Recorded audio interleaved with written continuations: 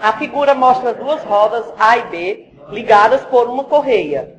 O raio de B é 3 vezes maior que o raio de A. Então, o raio B é 3 vezes o valor do raio A.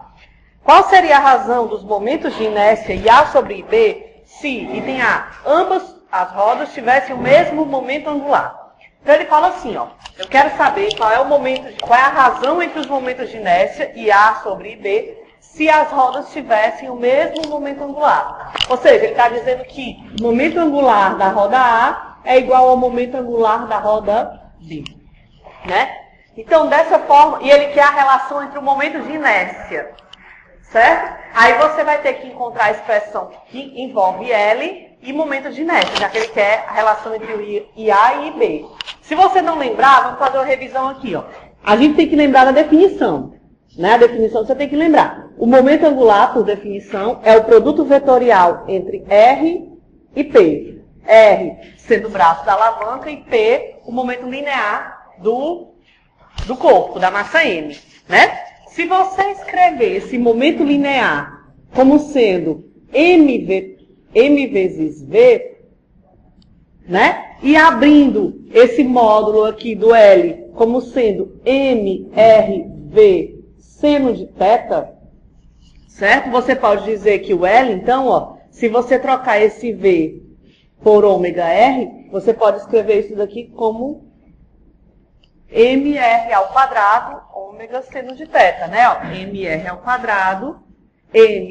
quadrado, ômega seno de θ. Considerando a situação que a gente fez na sala, que um objeto gira, né? Imagine que é o corpo que gira, certo? A velocidade, o vetor velocidade seria o pincel. E o braço da alavanca seria o meu braço. Então, o vetor entre R, o ângulo, aliás, entre R, vetor R, e o vetor V, vai ser sempre 90, perpendicular. De modo que você vai escrever, então, o L como sendo MR ao quadrado, que é o momento de inércia, vezes ômega, né? Que seria a expressão que a gente também vai usar bastante para o momento angular, que a gente vai usar agora, já que ele quer a relação entre os I's, né? Então, eu vou dizer que o IA, aliás, LA é IA ômega A, e o LB é IB ômega B. Né? IA sobre IB, então, ó, que é o que ele quer, vai ser ômega B sobre ômega A. Ômega B sobre ômega A. Mas eu tenho eu posso escrever esse ômega em função de V, linear, né? Porque o V vai ser igual para as duas rodas. A velocidade linear vai ser igual. Por quê? Porque a correia não desliza. Ele não fala no enunciado, mas a gente supõe que não tem deslizamento. Então, a correia, ao mesmo tempo que cada pedacinho da correia anda aqui em cima para a direita, né, com uma certa velocidade, essa mesma velocidade é a velocidade com a qual a borda da roda também gira. E a mesma velocidade com que essa parte da correia anda para a esquerda, e a mesma velocidade aqui tangencial ó, ao longo da borda de cada raio e da correia. Né? Então, a velocidade V é igual para todos. Então, eu posso escrever IA sobre IB como sendo V é ômega R. Então, ômega é V sobre R. Então, vai ficar V é ômega... Pronto. Ao contrário, né? Pronto. Né? Ômega é V sobre R. E aí, você encontra, então, a relação entre o IA e o IB que ele pediu, né? IA sobre IB seria 1/3. Não é isso? E aí, depois, no item B, o que ele pede? No item A, ele quer que os momentos angulares sejam iguais. No item B, ele quer que a energia cinética de rotação seja igual para os dois casos. Então, você vai fazer KA igual a KB.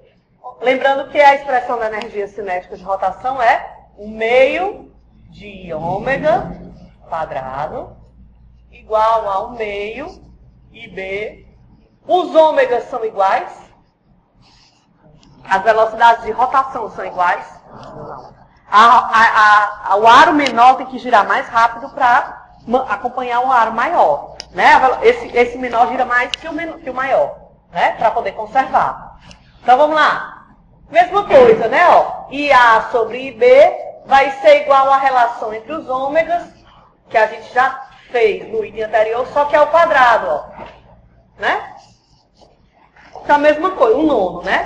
IA sobre IB, ó. IA sobre IB é um nono.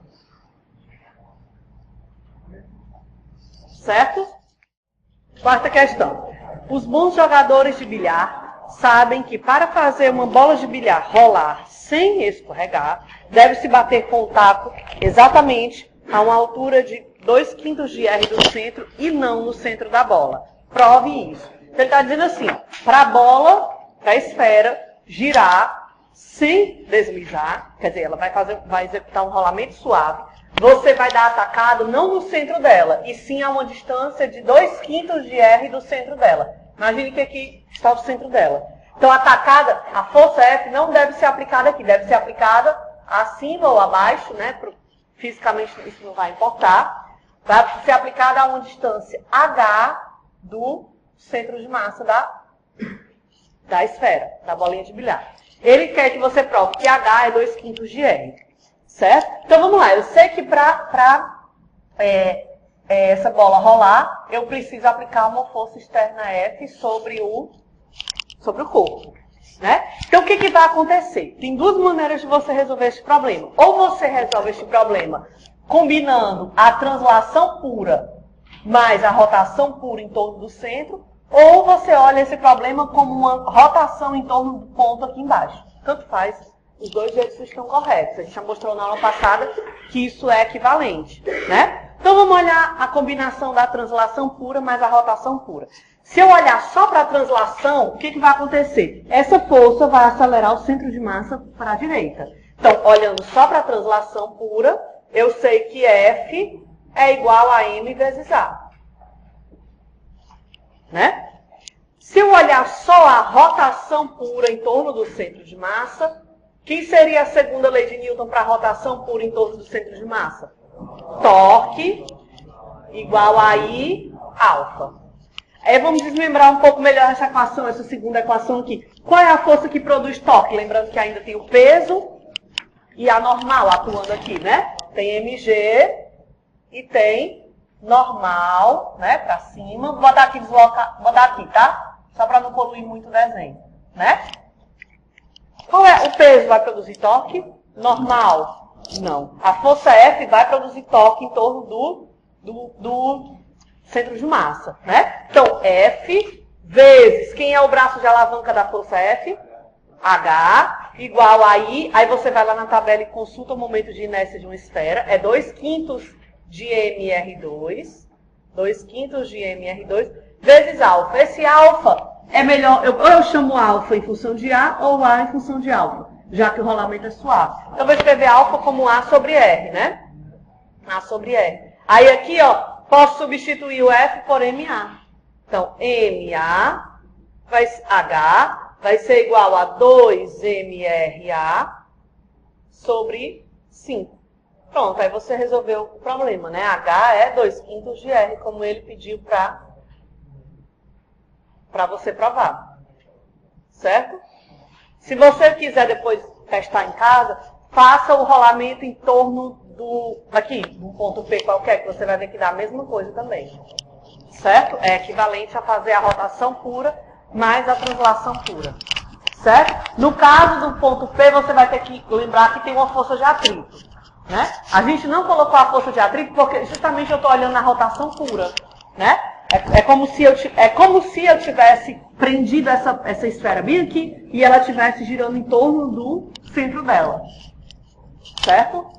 Aí, se você quiser, pode fazer também o rolamento em torno do ponto P. Vai dar certo também. Diz assim, a questão 5. Ó. Um disco uniforme de massa 10m e raio 3R. Então, você tem um certo disco, vou chamar de disco 1. Ele tem massa 10m e raio 3R. Ele pode girar livremente como um carrossel em torno do centro fixo, do centro dele, né? Um disco uniforme menor, disco 2, menor, de massa M e raio R, está sobre o disco maior, concêntrico a ele. Então, você tem o disco 1 e o disco 2, né? O disco 1 e o disco 2, certo? Um de raio 3R e o outro de raio R. Eles giram concentricamente, certo? Ou seja, os centros são coincidentes, né? Eles giram em torno do próprio centro coincidente. Inicialmente, eles giram juntos com velocidade angular de 20 radianos por segundo. Então, inicialmente, ômega 0 é 20 radianos por segundo. Aí ele fala assim, ó. Em seguida, uma pequena perturbação faz com que o disco menor deslize para fora em relação ao disco maior. Ou seja, ele vai se afastar do disco maior até que sua borda fique presa na borda do disco maior. O principal dessa questão é você entender a situação, porque não tem figura, né? Então, o que acontece? Ó? O disco maior não acontece nada com ele. O disco menor, ele estava aqui, ele vai escorregar até que a borda coincida com a borda do disco maior. Uma situação mais ou menos isso daqui, ó. R e 3R. Certo? Aí ele fala assim, ó. Depois disso, os dois discos passam novamente a girar juntos, sem que haja novos deslizamentos. Qual é a velocidade angular final do sistema em relação ao centro do disco maior? Então, ele quer que você ache a velocidade ômega da rotação em torno desse ponto. Ora, esse tipo de questão é bem característico. Em questão que você tem uma situação e uma situação inicial e uma situação final. Né? Esse tipo de questão, ele já meio que fala para você. Você vai usar a conservação de alguma grandeza. Né? O antes igual ao depois. Aí, qual a grandeza que vai se conservar? O momento angular. Né? Porque não teve agente externo atuando para provocar torque externo. Então, o momento angular se conserva. O momento angular inicial é igual ao momento angular final. O momento angular I ômega. Né? Então, I0, ômega 0 é igual a I ômega. Aí, vamos lá. Lembrando que o I é a soma de todos os momentos de inércia. Certo? Na situação inicial, quem vai ser o momento de inércia total? O momento de inércia do disco maior, que é quem? Aí a gente já mostrou aqui qual é o momento de inércia de um disco. Quem é que lembra o resultado? O meio de mr ao quadrado. Então, o meio, a massa do disco maior, 10m, o raio do disco maior, 3m ao quadrado, 3r ao quadrado, sobre 2. Isso é o momento de inércia do disco maior. O momento de inércia do disco menor, mr2 sobre 2, né? Isso tudo vezes ômega 0. E agora, quem vai ser o momento de inércia final? O que você tem no final? Quais são os corpos que participam do processo? O disco maior e o disco menor. O disco maior sofreu alteração no momento de inércia? Não. Então, continua 10m, 3r ao quadrado, sobre 2. Mas, quem é agora o momento de inércia do disco menor? É mr2 sobre 2 ainda? Não. Por que não? Porque ele não gira mais em torno do próprio centro. Quando alguma coisa não gira em torno do próprio centro, na sua cabeça, o que tem que você pensar na mesma hora? Teorema dos eixos paralelos. Então, se isso aqui não gira em torno do centro, você vai ter que aplicar o teorema dos eixos para ele. O que diz o teorema dos eixos? O momento de inércia em torno de um ponto qualquer vai ser igual a momento de inércia em torno do centro de massa mais mh ao quadrado. Então, m vezes quem é h ao quadrado? H tá aqui, ó. H é isso aqui, ó. 2R. 3R menos R, né? Então, 3R menos R ao quadrado. Tudo isso vezes ômega. Não é isso? Ele quer o ômega. Então, vai ficar aqui, ó. 91 mr2 sobre 2 ômega 0 igual a 4,899. 99 mr2 sobre 2. Pronto, você achou o ômega, né? Porque você tem o ômega 0, então o ômega vai ser 91 sobre 99 de ômega 0. Não é isso? Você tem um ômega 0, você achou um ômega final. Dá quanto esse ômega aí final? Alguém fez? Não? Ninguém fez?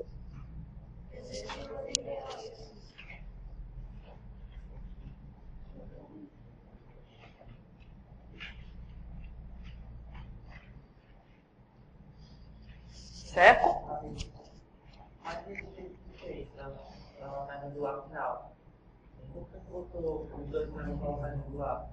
Por que aqui? Porque eles vão girar juntos. Porque aqui só é um ômega para os dois aqui? Porque eles não giram juntos. Só não é em torno do mesmo centro. É como se fosse um carrossel e uma criança em cima do carrossel. Ela gira com a mesma velocidade do carrossel, né? Como se você botar um disco, ou você começar a girar isso aqui, botar alguma coisa aqui em cima, ó. Girar isso aqui, ó. Tá todo mundo girando com o mesmo ômega, concorda? Ó, aqui a caneta caiu, mas a borracha, ó. A borracha gira com a mesma velocidade do livro, né? O que não vai ser igual, por exemplo, aqui o centro. Aí você bota a borracha bem aqui e a borda bem aqui. Esse V é diferente desse V, né? Porque o raio é diferente, a distância é diferente. Quem é que gira mais rápido? É quem está mais perto do centro ou mais longe? Mais longe. Quem está mais longe gira mais rápido. Quem está mais perto gira mais devagar. Quem está colado aqui não sente praticamente o giro, né? Então o ômega é igual para os dois. Esse caso aqui é outra situação. Ó. Esse caso aqui é outra situação. Aqui é igual aqui a velocidade linear. Esse aqui gira mais rápido, enquanto esse aqui gira mais devagar. Esse aqui vai rápido, esse aqui vai devagar, para poder acompanhar. Agora, se você colocasse alguma coisa aqui em cima, todo mundo que está aqui em cima ia ter o mesmo ômega. Ômega B. Se você botasse aqui alguma coisa aqui, todo mundo que estivesse aqui em cima ia ter o mesmo ômega A. Mas esse ômega ia ser diferente desse. Mas para aqui para cima, todo mundo é igual. Independente se está aqui, qualquer ponto. Certo? Tem que ter cuidado com o V e com o ômega. É só você fazer a experiência mesmo aí no seu próprio, com o que você tem, com o seu material e que você tem. Que aí você vê que a velocidade de rotação em cima do prato aqui é igual para todo mundo. Certo? A relação entre as energias, K sobre K0 ou K0 sobre K? K sobre K0. Então é só você fazer simplesmente a expressão da energia. Ó. 1 meio de ômega 2 sobre 1 meio de 0 ômega 0 ao quadrado. Né? Aí é só você fazer uma relação entre os Is e os ômegas. Né? Você já tem os ômegas e você vai achar a K sobre K0. Cancela aqui, ó. O I você já achou? Você já achou a relação entre os Is? Está aqui, né? Ó. A relação entre os Is vai ser o I0 é 91 e o I é 99, né? O I é 99 e o I0 é 91. O ômega final é 91, 99, ômega 0. Isso ao quadrado, ó. 1 sobre ômega 0 ao quadrado. Pronto. Né? Aí você vai ver aqui o que sobra aqui, ó. Um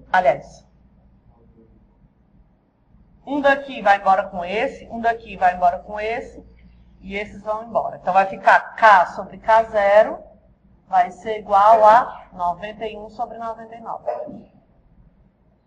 Pronto, aí você faz essa relação, dá quanto isso aí? 0,92. Questão 9 diz assim, ó. Na figura, uma bola de massa M e raio R rola suavemente a partir do repouso, descendo uma rampa e passando por uma pista circular de raio 0,48 metros de raio, né? Então, seria isso daqui, ó.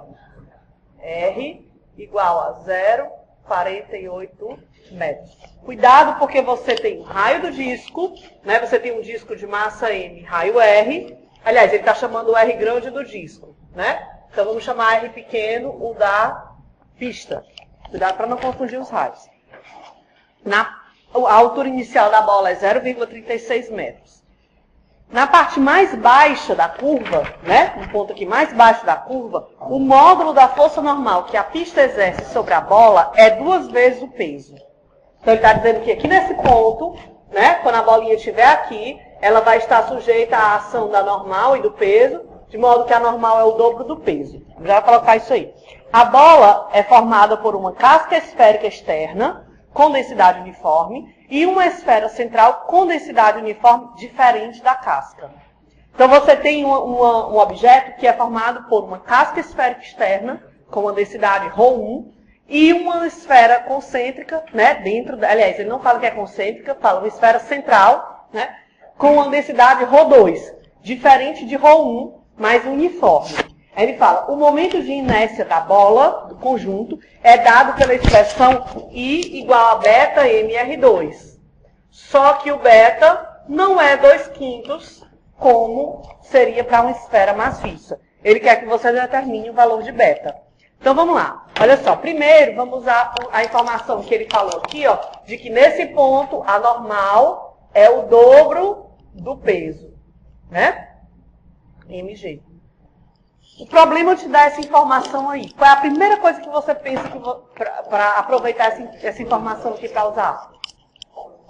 Força resultante vai ser atuar como força centrípeta, né? Então vamos usar logo essa informação dizendo que a normal menos o peso vai ser igual à força centrípeta. mv2 sobre R. Certo? Então ficaria 2mg menos mg, mg igual a mv2 sobre R. Daí você vai saber com que velocidade essa bolinha passa lá embaixo. Raiz de GR. Raiz de GR. Ora, imagine, você tem essa informação agora. Eu sei com que velocidade essa bolinha passa bem aqui embaixo, ó. Certo? O que vem na sua cabeça como ideia para resolver isso daí, para continuar resolvendo esse problema? Conservação de energia, né? Vamos usar então a conservação de energia mecânica, para resolver esse problema. Então o que eu posso dizer? Lá no ponto inicial, qual é a energia que esse objeto tem? Potencial, mgh. No caso, mgh. Isso vai se converter em quê? Cinética de quê? De rotação, mas também de translação, porque ele translada para a direita. Mais um meio de mv2. Meio de mv2. Não é isso? Então, bora lá. 2mgh igual. Aí eu não sei. Não posso dizer que é 2/5 de mr2. É justamente quem a gente procura. O ômega eu vou escrever em função de V, né? Porque eu tenho V lá, ó. Então vai ficar V2 sobre R2. Aqui é o raio de quem? Da esfera. R2 mais mv2. Não é isso? Então vai ficar 2mgh igual a IGR sobre R2 mais mgr. Aí, olha só, eu quero o I, né? Então, quem vai ser o I? Vai ficar 2mgh menos mr. Então, vai ficar M2H menos R vezes R2 sobre Rzinho, não é isso? Correto isso? Igual a I. Então, para isolar aqui, melhorar aqui, ficaria assim, ó. O I vai ser igual a 2H sobre Rzinho menos 1 mR2. Pronto, ele quer justamente, ele disse que o I é um beta mR2, ó. Então isso aqui é quem? É o beta que a gente procura, né? 2 vezes H ele deu, sobre Rzinho ele deu, menos 1. Aí você vai descobrir quem é o beta dá quanto? Quem fez? 0,49. Então, beta é igual a 0,49. Certo? Entendido? Vamos em frente. Então, conservação de energia, basicamente nessa questão, né? Perceba que a gente está usando, o número de ferramentas que você tem para usar aumentou, né? Basicamente, você vai precisar usar as leis de conservação de energia, de momento linear e de momento angular. Né? Em alguns problemas você precisa de outros artifícios a mais, né? Aplicar a segunda lei de Newton, né? Para translação, aplica a segunda lei de Newton para rotação. Às vezes tem que escrever uma equação horária, né? Do espaço, da posição. Mas basicamente são as leis de conservação que a gente vai precisar para resolver os problemas, né? Essa questão, ela é parecida, quer dizer, a maneira de resolver ela é muito parecida com a questão 15, com a questão 16 e com a questão 18. São questões mais ou menos com a mesma ideia de usar a conservação de energia para incluindo a energia cinética de rotação. A 15, a 16 e a 18. A 18 tem uma particularidade, se der tempo a gente resolve ela aqui. Vamos lá, vamos tentar mexer agora na 11. Diga lá. Da 0,5 fechado.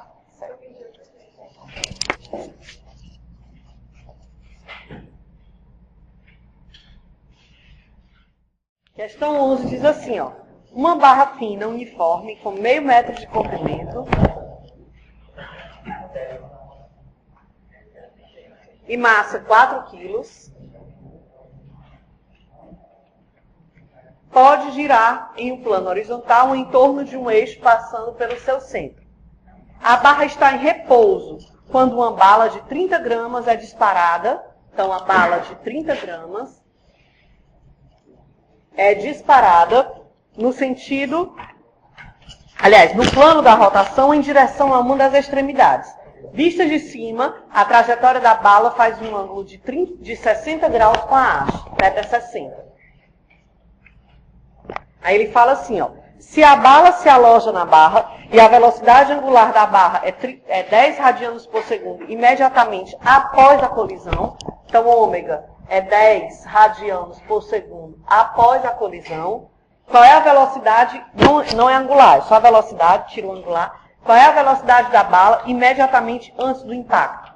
Então ele está dizendo assim, ó, você tem uma barra, certo? Ela é livre para se mover.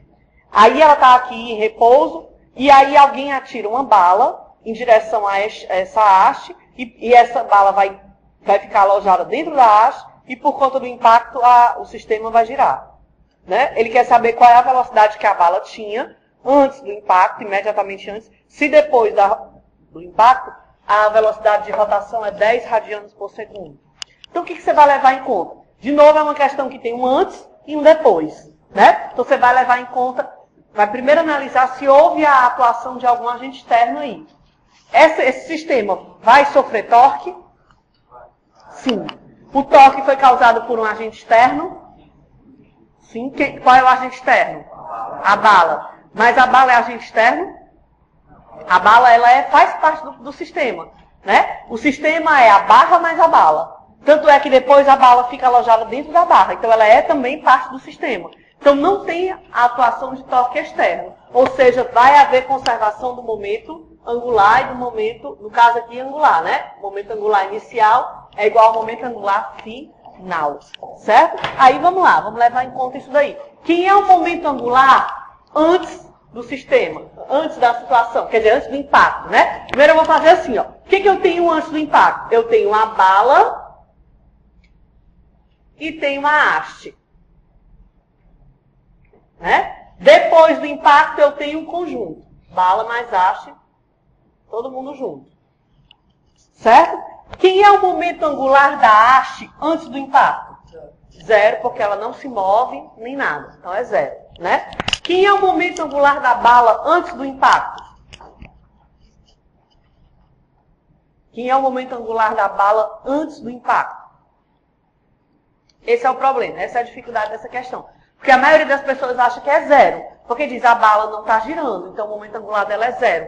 Não é verdade. Ela não precisa estar girando para ter momento angular. Ela precisa ter movimento em relação a um ponto. Né? Esse movimento não precisa ser em giro em torno do próprio eixo dela. Ela está se movendo em relação a um ponto, que no caso seria esse ponto aqui, ó. Né? Ela tem um movimento em relação a esse ponto. Ou seja, ela tem velocidade V, e essa velocidade V, né, esse momento linear V, forma um certo ângulo θ com o braço de alavanca R, ó. Que no caso, vou chamar aqui de R por enquanto. Ou seja, eu posso escrever, eu tinha escrito até ali, eu posso escrever o L da bala usando a definição de momento angular, como sendo MRV seno de θ. Né? Vou fazer isso, ó. MRV seno de θ mais o momento angular da haste antes é zero, igual o momento angular do conjunto. Como é que eu escrevo? Escrevo como MRV seno de θ ou como I ômega? O que é mais adequado? Para o conjunto depois. I ômega. Então, I do conjunto, ômega. I do conjunto, ômega. Né? Aí vamos em frente. M da bala. Quem é o R? Quem é o braço de alavanca da barra? L sobre 2, vezes o V que eu quero, vezes o seno de θ que ele me deu, igual a quem é o momento de inércia do conjunto agora? Depois do impacto. é o momento de inércia da barra, que é quem? O momento de inércia de uma barra. Ela gira em torno do próprio centro? Sim. Então, mL2 sobre 12. Só isso? Mais o quê?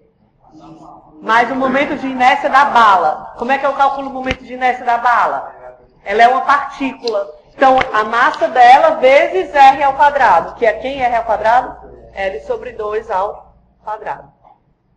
Isso tudo vezes ômega. Né? Ele quer o V. Então, vai ficar assim, ó. Aqui vai embora aqui, ó. Então, vai ficar o V vai ser igual a 2 vezes ômega sobre M seno de θ vezes L, vou botar aqui fora, M sobre 12 mais Mzinho sobre 4. Pronto, é só arrumar aí, né? Pode botar até o 2 fora e tal. E ficaria assim, né? Arrumando aqui melhor. Ficaria aqui 1, aqui 6. Enfim, deixa assim, né? Só 6 e 2. Mas enfim, mesma coisa. Ele deu ômega, deu L, deu M. Deu os 2 M's e deu θ. Pronto, aí você vai achar o V. Né? A velocidade linear da bala antes do impacto. Cuidado, porque às vezes tem gente que aqui esquece de somar a bala. Como a massa dela é bem pequena, em gramas, né? A diferença dá bem pouca. Aí a resposta dá bem próxima. Mas eu já disse isso para vocês e repito, né? Uma coisa é você acertar a resposta. Outra coisa é você acertar a questão. Certo? Tem que acertar a questão para estar certinho. Não adianta você fazer alguma coisa que não tem sentido, bater a resposta. Não importa se bateu a resposta. A prova ela não é de marcar, a prova é discursiva, né? A resposta pode coincidir como for. Você tem que ter feito o raciocínio certo, né? Então, tem que lembrar que você, depois do impacto, vai ter a bala aqui dentro, né? O conjunto, então, vai ser a barra mais a bala. Tem que levar a bala em conta também. Tudo que for partícula, ou seja, que ele não der a dimensão, o momento de inércia você vai para a definição. O momento de inércia de uma partícula qualquer é a massa dela vezes a distância que ela se encontra do eixo de rotação ao quadrado. Na figura seguinte, um pequeno bloco de 50 gramas, então um pequeno bloco de massa M igual a 50 gramas, desliza para baixo em uma superfície curva sem atrito a partir de uma altura H igual a 20 centímetros. Então, H igual a 20 centímetros. E depois adere a uma barra uniforme de 100 gramas, 100 gramas, comprimento L igual a 40 centímetros. A barra gira de um ângulo θ em torno de um ponto O, antes de parar momentaneamente. Determine θ. Então, a situação é a seguinte, ó. Você tem uma barra livre para girar, em torno de uma das extremidades dela.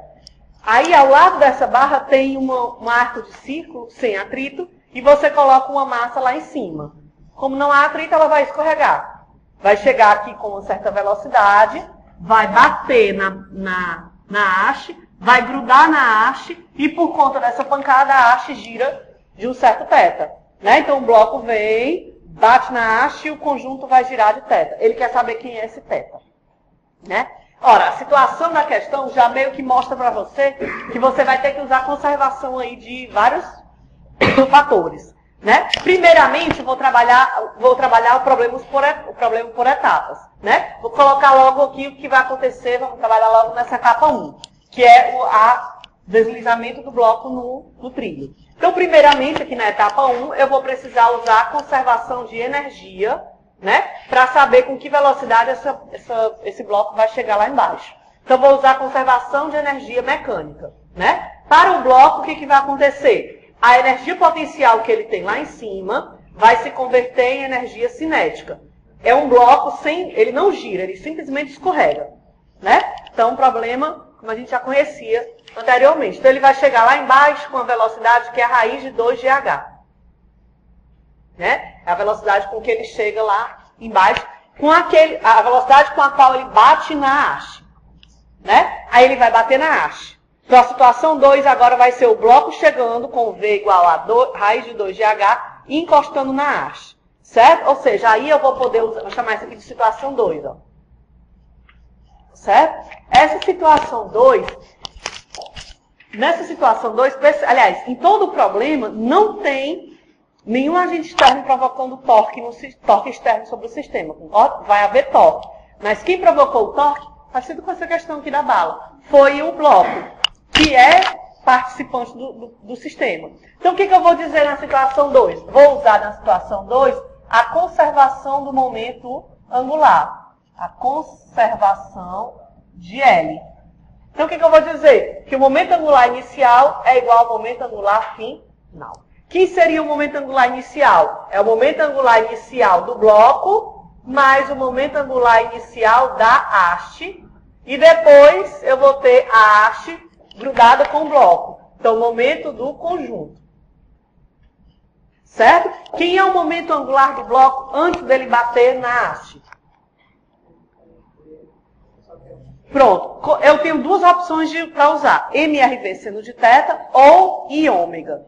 Como ele não tem I, né, ele não tem dimensão, é melhor usar, e também não sei o ômega dele, ele não tem ômega, é melhor usar MRV seno de θ. Então, para o bloco, vou usar a massa dele. Quem vai ser o R do bloco? Quem vai ser a distância até o centro de rotação? O próprio comprimento da barra, MLV seno de θ. Quem é o θ? Quem é o ângulo entre a força, entre a velocidade V e o braço de alavanca?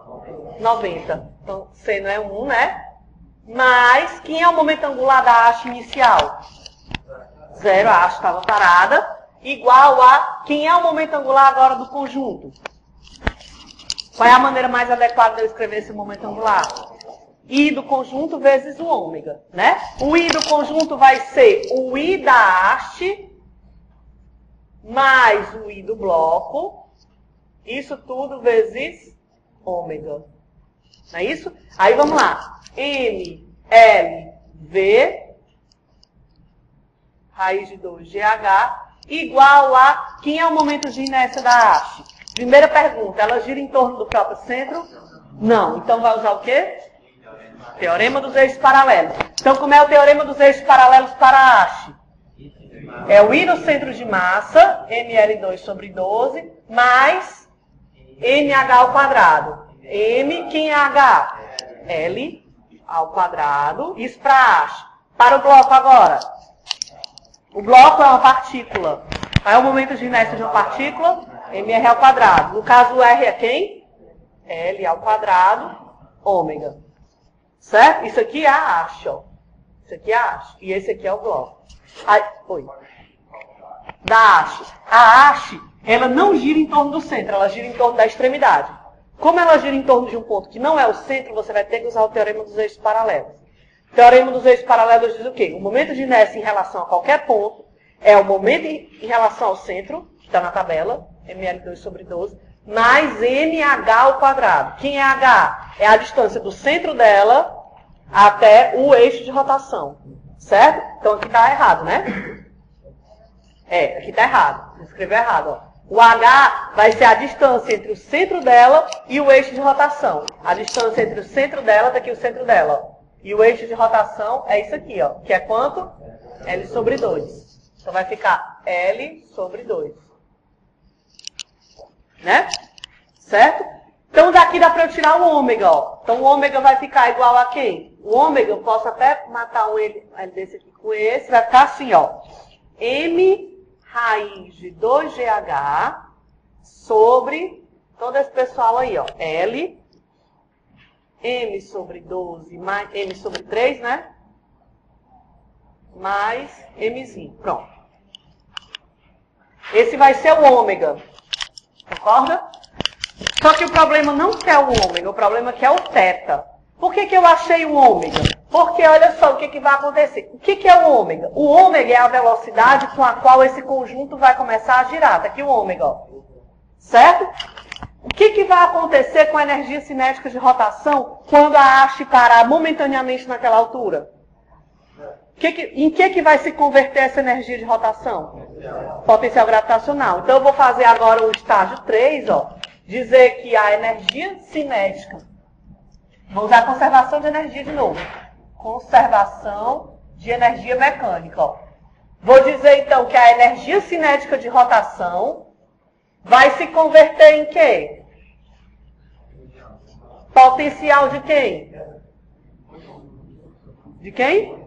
Do conjunto. Ou seja, a potencial do bloco mais a potencial da haste.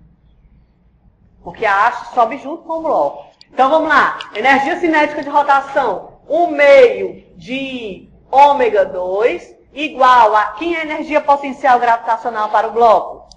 A massa do bloco, a gravidade do bloco, vezes a altura que o bloco sobe. A altura que o bloco sobe, eu vou chamar aqui de H1, ó. É isso aqui, ó. H1, ó. Certo? H1. Só que a haste, centro de massa da haste também sobe, ó. Se você olhar aqui, ó, imagine que o centro de massa está aqui no nome quadro. Quando isso aqui sobe, o nome quadro sobe junto, ó. Né? Vai ter que levar em conta essa subida. Então, massa da haste, gravidade da haste, qual é a altura que o centro da haste sobe? Aí você vai olhar para cá, ó. A altura anterior era essa, e agora ela é essa. Então, ele subiu H2 aqui qualquer, ó. H2. Certo? H2, ó. Aí, vamos calcular quem são H1 e H2. Nada você pode supor que, não pode já de cara dizer que as alturas são iguais, não. Não são. Na verdade, a gente vai já mostrar que elas não são. Vamos olhar aqui. Vamos achar o H1 e o H2. Olha pra cá, ó. A gente já fez isso anteriormente, né? Achar essa altura, vamos repetir aqui, ó. Já fez isso aqui algumas vezes. Tá aqui, ó. Presta atenção aqui, ó. A altura H1 é essa daqui, ó. H1, ó. Que é essa mesminha aqui, ó. H1. Quem é esse comprimento todinho bem aqui? L. Se você olhar para esse triângulozinho que eu fechei bem aqui, ó. Aqui é a hipotenusa. Esse cateto aqui é o relativo ao seno. E esse cateto aqui eu posso escrever como quem? L cosseno de θ. Olha para isso aqui. Se eu somar L cosseno de θ mais H1, eu vou obter quem? L. Então eu encontro H1, ó. H1 é L, boto o L cosseno para lá, em evidência, 1 menos cosseno de θ. Pronto, achei o H1 em função de θ. Porque eu quero é o θ. Certo? Já joga lá o H1. O H2. O H2 é parecido, só que é a metade da haste, né? Olha para cá o H2, ó. Para você entender, ó. Vou fazer outra figura para não poluir lá. Tá aqui, ó. Aqui embaixo, ó. O H2 é parecido. Só que você vai olhar a metade da haste. A metade da haste estava bem aqui, ó. Certo? E agora ela deve estar por aqui. Pronto, o H2 está aqui, ó. O H2 está aqui, ó. H2. Certo? Aqui é o mesmo θ. Esse pedacinho aqui é só a metade da haste. L sobre 2. Se eu olhar para esse triângulozinho menorzinho aqui, esse catetozinho aqui é quem? L sobre 2 cosseno de θ. Então vamos usar a mesma ideia. Somar L sobre 2 cosseno mais H2. L sobre 2 cosseno de θ mais o H2. Essa soma tem que dar quem? L sobre 2. Então quem é o H2? É L sobre 2, 1 menos cosseno de θ. Metade do outro, né? Já que você está tratando só com a metade da haste. Certo? Aí agora você joga todo mundo aqui, ó. Sendo que o I você já achou. Tá aqui o I, ó. Tá aqui o I. Não precisa fazer de novo, né? Já fez. O ômega você acabou de achar. Pega o valor que você achou, joga lá dentro. Ou então bota tudo literal como você quiser. O H1 tá aqui, ó. L.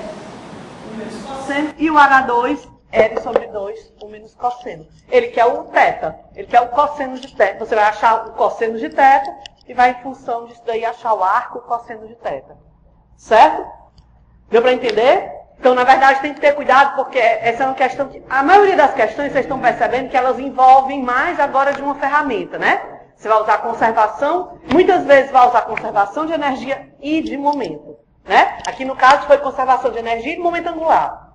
Naquelas questões da lista passada aí de colisões, era conservação de energia e conservação de momento linear.